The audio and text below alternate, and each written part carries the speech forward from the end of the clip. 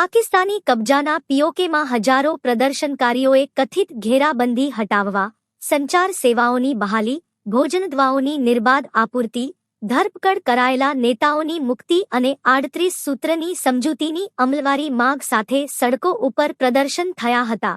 પ્રાપ્ત માહિતી મુજબ આ દરમિયાન અન વિસ્તારમાં હિંસા ભડકી હતી. આ દરમિયાન પોલીસ અને પાકિસ્તાની રેન્જર્સે ટીયર ગેસના સેલ છોડ્યા હતા અને અંધાધૂંધ ગોળીબાર કર્યો હતો, જેમાં એક વ્યક્તિનું મૃત્યુ થયું હતું અને ઘણા પ્રદર્શનકારીઓને ઈજા પહોંચી હતી. આ વિરોધ પ્રદર્શનમાં મહિલાઓ, બાળકો સહિત 40,000 લોકો એકત્રિત થયા હતા.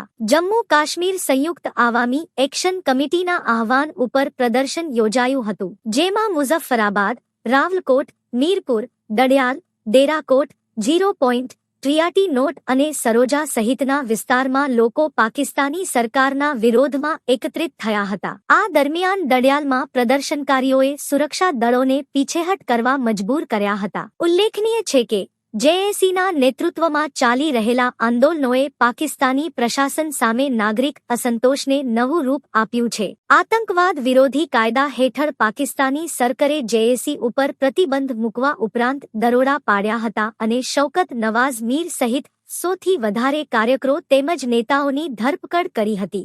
પ્રદર્શનકારીઓનો આરોપ છે કે પાકિસ્તાની અધિકારીઓએ કૃત્રિમ નાકાબંધી કરી છે, જેનાથી પીઓકેમાં સ્થિતિ ગંભીર બની છે.